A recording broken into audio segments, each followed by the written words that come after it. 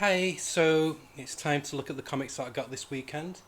I don't think it'll be as long as last week because there's not been as many, but I did get some um, recent back issues because when I transitioned from getting my comics from an online store to getting from a local comic shop, some titles I forgot about, so I got them on special offer online, so I'll review those as well.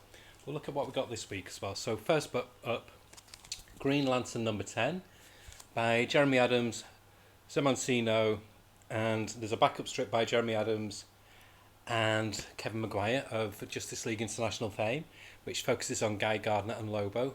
Really, really fun story. He actually does get Guy Gardner's obnoxious personality perfectly in it, and I love this cover. This I've become a convert. Jeremy Adams has converted me to his Green Lantern storyline. I was about to drop this comic about two issues ago, but now with this past few issues, it's cemented, and I'm going to carry on with it. I absolutely adore this comic now. The artwork's beautiful, and this is the Green Lantern I've been looking for. It's back in space. Hallelujah. I'm just not keen on Green Lantern on the Earth. I much prefer him when it's intergalactic, when it's got more of a sci-fi flavour to it. Because what's the point of having these cosmic powers if you can't be cosmic with them? And so this is great. So it's delving more into the mystery of all the different coloured lanterns that have come up now, and who's pushing the bus, pulling the strings behind it all. There's quite a bit of espionage in it. There's undercover agents working for the now Green Hal Jordan and the other Green Lanterns who've remained faithful to the true cause of being a Green Lantern. They're now classified as rogue Green Lanterns, so they're like trying to cause an uprising in the ranks that are now following this other person. I don't want to give too much away because there's a lot of intrigue, and spy shenanigans going on, and it's great. It's $4.99, but you get 30 pages of story. That's 24 page main story, and an 8-page Guy Gardner backup, which ties into the Brainiac storyline, which is currently running for all the Superman titles. Very satisfying. 8.5. No, fuck it. 9 out of 10. I'm invested a long time now in Green Lantern. And then we have Ultimate X-Men number 2 by Peach Momoko. Love it. I know there's a few people saying, but where's the X-Men?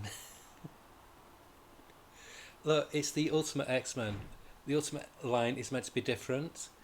I mean, when Chris Claremont rebooted the X-Men years and years and years ago, I think there must have been murmurings then when that came out, like saying, "Who are all these new characters? What's going on? This isn't our X Men. The X Men should just be these four main characters, and that's it." It doesn't matter. She's doing this long game in this. She's slowly drip feeding new characters in. So there's this new character here who's very storm-like. She controls weather, and I love the weaving in of Japanese mythology and Japanese just life, how they act, how their customs and how they deal with things differently to how we do in the UK or in America. And it makes for a fascinating read. Yeah, it's slow. The artwork is beautiful. This nice painterly, almost like manga infused with classic Japanese watercolors. Beautiful, beautiful artwork, and I'm really enjoying the story. It's a slow build. So what? Sit back, enjoy, let it wash over you, and you pick little bits of nuance in each new episode. I'm invested in this. I'm really enjoying this. Again, 9 out of 10. And talking about Superman from earlier with the Green Lantern comic, this is the start of the House of Brainiac. Look, this is really getting me excited. Why? Why? It's like a triangle. Back in the 90s,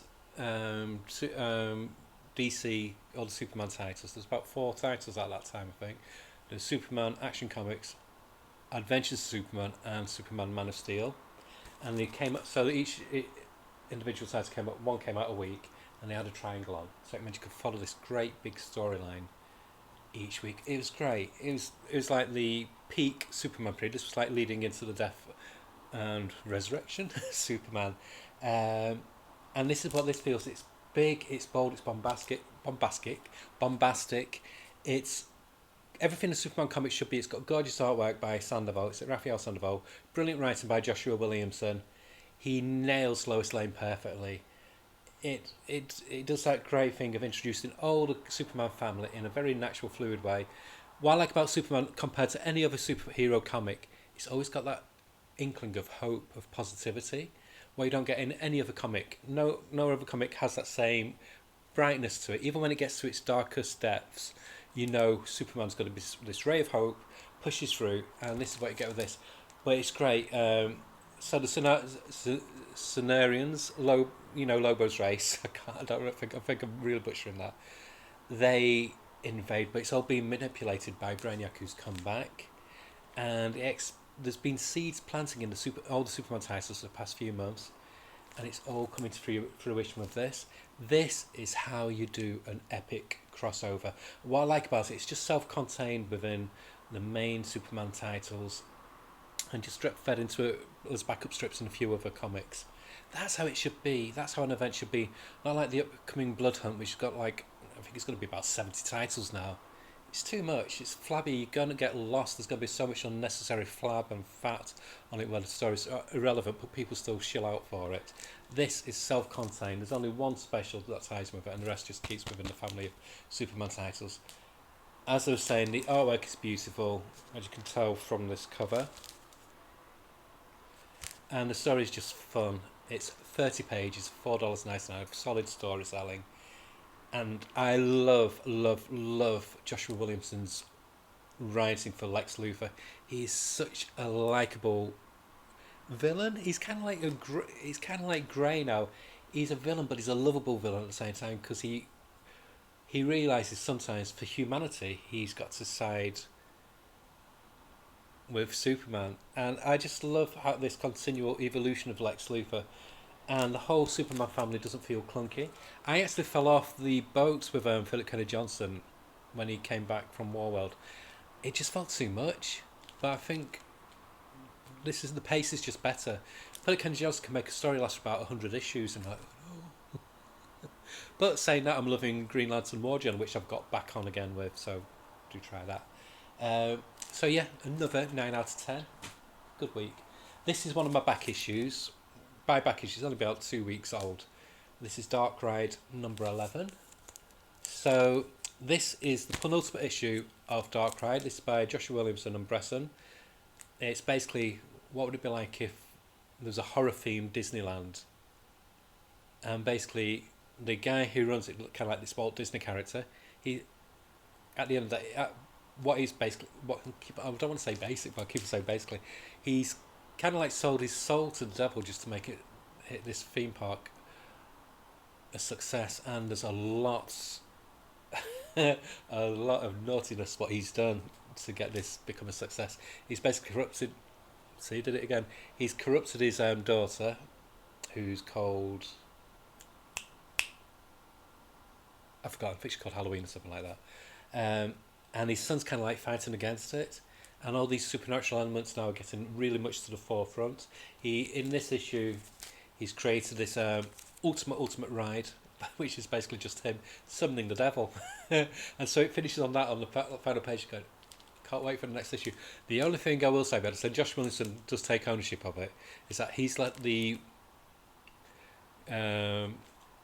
release dates for this slide a lot this past year. This should have really finished about 3 or 4 months ago, but because he's taken on so many projects, which he owns, in the letters page, he owns up to it, he's let this slide, so it could be another few months before the next final issue comes out. So it does make you forget a bit of the storyline, unfortunately. The artwork is just beautiful. It's not this artist, but gory, very gory. It's very hard trying to find a page in this issue. It's not gory, but just really nice artist. He's the one who did Birthright with Joshua Williamson. So again, I would give this a 9 out of 10. I'm kind of pleased it's finishing with the next issue. There's so much stuff out there, so it gives me a bit of space. And then another one that came out a few weeks back, Local Man Bad Girls. At first I wasn't going to buy this file. It's not going to be relevance. It's just going to be nothing to do with the main storyline, but it is. So I do encourage you, if like me, you're going to pass it by, do pick it up. It's a chunky book. There's about 30 pages of story, and it delves into the 90s trope of bad girls, comics bad girls, but set in today, so they're now in the 40s and 50s, and it focuses on one of the main antagonists in this comic, who, if you've been reading the series, you are aware of. And I do encourage you to pick up the trade paperbacks if you've not been following the comic. It's very rewarding. It's a very deconstructed superhero. It's kind of like this generation's... I don't know if this is a bit fair. No, I wouldn't say that, because I don't like comparing comics too much, but it's got like a... If you can imagine Richard Linklater doing a superhero comic, this would be it. Because the main character, Crossjack, he's just a... He's dried up, he's what has been, and his new superhero costume now is just this ski mask what he puts over his face, and everybody knows who he is, so it's like, why are you keeping your identity secret? But yeah, so it delves more into the plot lines, what's going on in the current storyline, and it does it in a very satisfying way. Like it said, it doesn't focus on the main characters, it's focused on the protagonist and some of the third party characters. Second. Driving me mad. And yeah, very satisfying. 8 out of 10. And then we have, this has taken a hiatus. This released like 5 issues and then it takes a hiatus for a few months. This is number 10 of Phantom Road, and this is one of my covers of the week. I just love this minimalist cover. I love the colouring, like a pea green colour. But Gabrielle Walter is such a nice, stylish artist.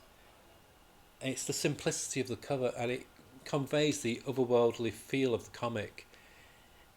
Like I've said before, it's kind of like X-Filey, David Lynchy, with this, and the mystery is coming to more of a head now, about these weird creatures that appear on the road. And then you've got this tangent story going on with this FBI investigation. So it's like 2 parallel universes that are correlating with each other. But it's got a very clever use of colours in this as well. I don't think this is mentioned much in this comic, but Jody Bellaire's palette in this is very, very clever. And each scene has a different colour palette to convey a different mood. And the last few pages are very doused in red, and you know it's going to be a big reveal. So the next story arc, it does annoy me a bit that I've got to wait a few months for the next story arc. But yeah, I'm on board with this. It's very dreamlike. I know a lot of people have been commenting more about his other series, Jeff Lemire's other series, which I'll go on to in a second. But for me, I've enjoyed this more. And again, I've just let it wash over me. And it's paying off now because it's a very slow reveal. I think he wants to do like 50 or 60 issues of this in total.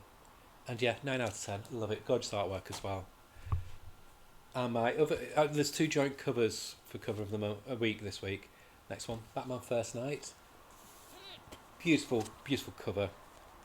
Written by Dan Jurgens, artwork by Mike Perkins, and gorgeous colouring by Mike Spicer. They're a really good team. Just find a page.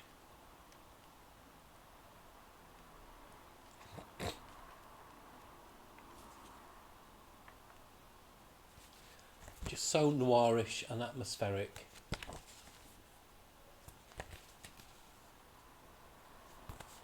This was a joy to read. I know some reviewers have been commenting on the clunky nature of the dialogue. It's intentional. If you've ever watched old serials like King of the Rocket Men or the old 1940s Batman serial, they spoke in a very clipped kind of way. Everything was hyper stylized, how they spoke, and that's what Dan Jurgens is doing with this, but he throws in some modern sensibilities with, like, there's a bit of gutter speak in this, which that's a bit of a head fuck, pardon my French, to hear to read by Dan Jurgens with a F-bomb in it, but it's not overused.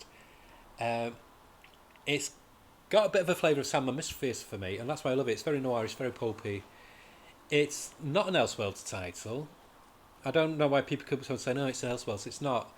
It's as if it's kind of like giving a realistic look when Batman first came out, because when first came out, he was nothing like he was how he is now with his butler and his big cave and that lot.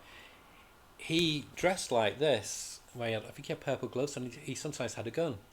And so this actually finishes on on that page, on the final page of the story, it introduces that certain element in a very interesting way. But he was very much more like the Shadow back in that day, and the Phantom, where he used it. Yes, he used his fist, but he wasn't as much.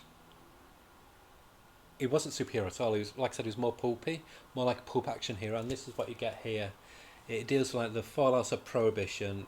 There's poverty is rife, racism is rife. There's one of my favourite characters in this is the rabbi. He's a very streetwise rabbi. He's there for the people. He just wants to help out those who are being basically abandoned by the government. And he strikes up this unconventional friendship with Batman. You can see that Bruce Wayne really admires him. I love how Bruce Wayne, what makes this stand out compared to the other Batman comics that I've ever been, is there's no butler. It shows that Bruce Wayne, fending for himself, he can't do it. He doesn't know how to look after the manor, his mansion, so there's dust everywhere. Everything's just in disrepair. He needs somebody to look after him, while he focuses on his nighttime job as Batman. And I love the dynamic between him and Bruce Gordon in this. Jim Gordon, sorry. Who's Bruce Gordon? I don't know. With Jim Gordon. And it shows the corruption that was in the police force as well.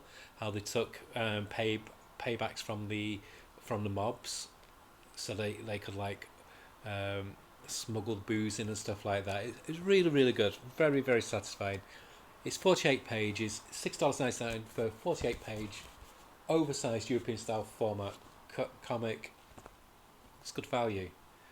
Artwork is gorgeous. Each page is a delight. Normally, this would take about 20 minutes to read. It took me about 30-40 minutes because I was just poring over each panel, just digesting the artwork and the layouts. And sometimes with some comics, you can just breeze past the artwork without taking much notice. But yeah, I'm loving this. It might not be everybody's cup of tea, but if you read it with that mindset that it's set in the late 30s, early 40s, it's more like a pulp novel, like I said, The Shadow and things like that, Doc Savage, things like that. So the dialogue is very, very different to how people are written about in comics nowadays. And I think Dan Jurgens is doing a stellar writing job on this. So 9 out of 10. And like I said, this and this are my joint covers of the week. And finally, two more recent back issue. Well, one's recent, one's not. But I've got Tenament number 9 and Tenament number 10. The only thing I'm annoyed about is I got the alternate covers because the others had all sold out, and I've been collecting it with the Saraceno ones. The only problem is now, when I'm looking at the artwork in this now, because of the recent hoo-ha people claiming he's doing AI generated art, I don't think he is, because he showed his process on his Instagram post. I don't think he is. It's all but it is computer generated, but it's not AI generated. But it does throw you out a bit because it when somebody gets tarnished, it ruins your enjoyment a bit. But the artwork it's breathtaking. It works perfectly with the story, and it finishes conclusively. I've been commenting on Threads, which you should go on if you're a comics fan. It's a really good comics community on Threads. I've got quite a few people who've got a lot of correspondence going on with them, just geeking over comics. So I do recommend going on Threads. But on there I was saying, what's the comic that left you most disappointed? You invested all your time and energy into it, and then the final issue just left you high and dry. For me, it was Danger Street by Tom King. Issue 12 was such a damp squib. It was pretentious, and it finished on a whimper. There was no cohesive conclusion. Fortunately with this doesn't do that. I thought it could have done, but it didn't. Issue 9 laid the groundworks for what was going to be an explosive finale, and the oversized finale does not disappoint. It's a perfect ending. It's the best ending they've done for one of these Bone Orchard series, and yeah, just great, just fantastic. Again, 8.5, 9 out of 10. So if you've not been buying the series, I do recommend getting in book form when it's collected. So that's it. Okay, and I'll see you next time. I might do another video today of a hidden gem. I'll just see. Okay, bye.